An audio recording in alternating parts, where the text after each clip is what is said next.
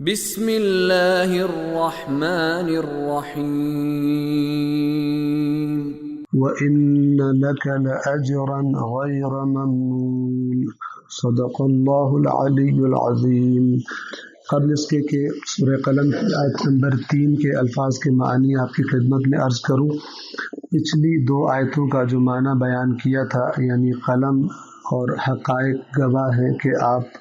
کو ملنے والی اپنے رب کی طرف سے ملنے والی نعمت کے سبب سے آپ مجنون نہیں ہیں، جیسا کہ مکہ والے آپ کو اس نام سے پکارتے ہیں۔ اس کو ایک مزید مثال کے ذریعے واضح کرنے کی کوشش کروں گا تاکہ آئندہ بھی قرآن میں جب یہ اس قسم کی قسموں کی یا گواہی کی بات آئے تو انشاءاللہ آپ کو سمجھنے میں آسانی ہو۔ دیکھیے، مثال کے طور پر کوئی ایسا شخص جس نے اللہ کی کتاب میں پڑھا ہو کہ ضرورت سے زیادہ چیزوں کو اللہ کے راستے میں خرچ کر دو، اللہ کو قرض حسنہ دو، اللہ کئی گنا تمہیں پلٹائے گا۔ اس شخص نے قرآن مجید سے اللہ کا یہ پیغام لینے کے بعد اور یہ جاننے کے بعد کہ جو شخص مال کو جمع کرتا ہے اور گن گن کر خوش ہوتا ہے، الذی جمع مالا وعددہ، مال کو جمع کرتا ہے اور بار بار گنتا ہے اور اس سے اس کو لذت محسوس ہوتی ہے اور اللہ کے راستے میں خرچ نہیں کرتا، یہ باتیں پڑھنے کے بعد کوئی انسان اللہ کے راستے میں خرچ کرنا شروع کر دے تو وہ لوگ کہ جنہیں مال جمع کرنا بہت پسند ہو، وہ کیا کہیں گے کہ یہ شخص پاگل ہو گیا ہے، یہ اپنے مال کو خرچ کر رہا ہے، اپنے مال کو ضائع کر رہا ہے۔ اب لوگوں کی ان باتوں سے ظاہر ہے کہ جب بہت سے لوگ باتیں کریں اور طعنے دیں اور اسے بے وقوف کہیں تو اس سے تکلیف اور پریشانی ہوتی ہے۔ اب ایسے میں اس تکلیف کی حالت میں کوئی اللہ کا بندہ اس کے پاس آئے اور اس سے کہے کہ ساری دنیا تجھے بے وقوف کہتی رہے، ساری دنیا تجھے مال ضائع کرنے والا کہتی رہے، لیکن یہ قرآن گواہ ہے، اس قرآن میں لکھی ہوئی حقیقتیں گواہی دے رہی ہیں کہ تو بے وقوف نہیں ہے، تو اللہ کے راستے میں خرچ کر رہا ہے جس کا اللہ تجھے کئی گنا اجر عطا کرے گا۔ اور در حقیقت بے وقوف اور احمق وہ افراد ہیں کہ جو مال کو جمع کرتے ہیں اور اسے اللہ کے راستے میں خرچ نہیں کرتے۔ تو یہ معنی ہے لکھے ہوئے حقائق کی گواہی کا۔ لہذا اللہ نے اپنے نبی سے فرمایا کہ وہ حقیقتیں جو لکھ کر محفوظ کر دی گئیں، اس دنیا کی، اس کائنات کی ساری حقیقتیں، اور وہ قلم کہ جن کے ذریعے ان کو لکھا گیا، وہ گواہی دے رہے ہیں۔ اگرچہ ساری دنیا آپ کو کچھ کا کچھ کہتی رہے اور ان برے ناموں سے پکارتی رہے، لیکن وہ حقائق جو لکھ کر محفوظ کر دیے گئے وہ سب گواہی دے رہے ہیں کہ آپ مجنون نہیں ہیں۔ ہم نے آپ کو نعمت رسالت عطا کی ہے کہ جو برترین نعمت ہے، لہذا آپ کو ہم اس بات سے تسلی دینا چاہتے ہیں، اور اللہ نے تسلی دی۔ اور یہیں پر عرض کرنا چاہوں گا تاکہ اور زیادہ بات کو واضح کر سکوں، آپ حضرت خدیجہ سلام اللہ علیہا کی شخصیت کو اگر ذہن میں لائیں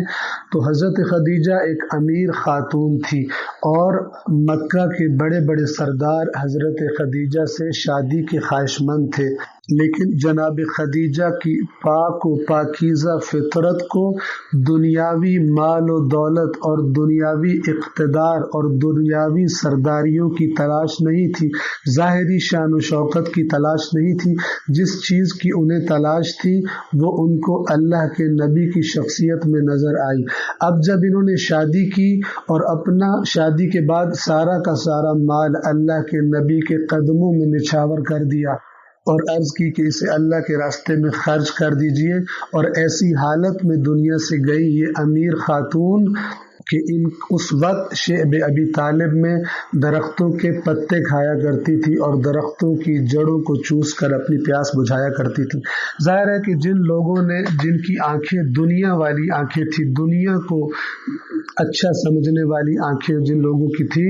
उन्होंने हज़रत खदीजा के बारे में बातें बनाई और ताने दिए कि ये खदीजा कितनी इसकी नासमझी है कि इतनी अमीर थी, हर दुनिया की नेमत इसको मुयस्सर थी, लेकिन इस शख्स से शादी करने के बाद इस हालत में दुनिया से गई है। याद रखिएगा, जिसे अल्लाह बसीरत अता न करे कुरान मजीद के ज़रिए, अल्लाह जिसे बसीरत अता न करे, या जिस इंसान की अक्ल अल्लाह के नबी और उसके हकीकी वारिसों के फरामीन से जिसकी अक्ल की रहनुमाई न हो, तो वो अक्ल फ़कत दुनिया और इस दुनिया की मादी चीज़ों में उलझ कर रह गई हो, तो ऐसी अक्ल इश्क इलाही और ईमान की लज्जतों को नहीं चख सकती, चूँकि हम उसे आदत डाल देते हैं, इसी दुनिया के मसाइल में उसको उलझा देते हैं, इसी दुनिया की आदत डाल देते हैं। तो जिसे दुनिया की आदत पड़ गई हो, जिसे दुनिया की एडिक्शन हो गई हो, उसे अल्लाह की बातों में लज्जत महसूस नहीं होती। लिहाजा मक्का के मुशरिक, मादा परस्त और दुनिया परस्त, वो न सिर्फ रसूलुल्लाह को कम अक्ल कहते थे, बल्कि हज़रत खदीजा और इसके अलावा जितने रसूलुल्लाह के सच्चे सहाबा थे, जिन्होंने अपना आराम व आसाइश छोड़ दिया और अपने बदन को, अपने जिस्मों को तकलीफ़ों और अज़ियतों के लिए पेश कर दिया और मार खाने के लिए पेश कर दिया और अपने घरों को तर्क कर दिया और अपने कारोबारों को तर्क कर दिया और दुनिया की हर मुसीबत को सहना गवारा कर लिया, लेकिन अल्लाह के दीन को छोड़ना गवारा नहीं किया, तो ऐसे लोगों के कामों को दुनियादार आंखें नहीं समझ सकती। लिहाजा अमीरुल मोमिनीन हज़रत अली नहजुल बलागा में एक खुतबा मुत्तकीन है, जिसमें मुत्तकीन की सिफात बयान की गई है। वहाँ पर फरमाते हैं, और वो बात फरमाते हैं कि जो अभी मैंने बयान किया कि कुरान मजीद में आई है कि जब इनसे कहा जाता है ईमान ले आओ, तो ये कहते हैं कि हम इन बेवकूफ़ों की तरह ईमान ले आए। तो मौला अली अलैहिस्सलाम फरमाते हैं कि मुत्तकीन यानी अल्लाह से डरने वाले और अल्लाह को याद रखने वाले, वो ऐसे आमाल करते हैं कि दुनिया वाले उनके आमाल को जब समझ नहीं पाते तो उनके बारे में ये कहते हैं कि इनकी अक्ल ख़राब हो गई है, इनके दिमागों में कोई शॉर्ट सर्किट हो गया है, ये कुछ मिक्स अप कर गए हैं और इसलिए ये गलत हरकतें करते हैं, नासमझी की हरकतें करते हैं। लेकिन अल्लाह गवाही देता है कि खबरदार, ये खुद नासमझ हैं और ये खुद बेअक्ल हैं। अल्लाह का नबी और अल्लाह के नबी पर ईमान लाने वाले सबसे ज़्यादा अक्लमंद और सबसे ज़्यादा समझदार हैं, और अनकरीब ये बात रोज़ रोशन की तरह वाज़ेह कर दी जाएगी। तीसरी आयत के मानी इंशाअल्लाह आइंदा दर्स में बयान किए जाएंगे। वस्सलामु अलैकुम वरहमतुल्लाहि वबरकातुहू।